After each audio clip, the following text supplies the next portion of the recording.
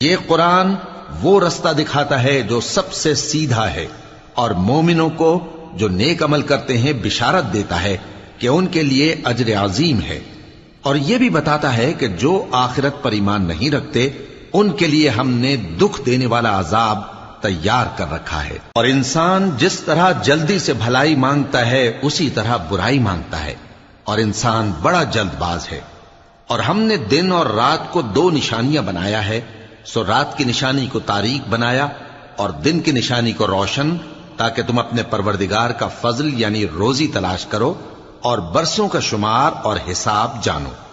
और हमने हर चीज की बखूबी तफसील कर दी है, और हमने हर इंसान के आमाल नामे को बसूरत किताब उसके गले में लटका दिया है, और क़यामत के रोज वो किताब उसे निकाल दिखाएंगे जिसे वो खुला हुआ देखेगा।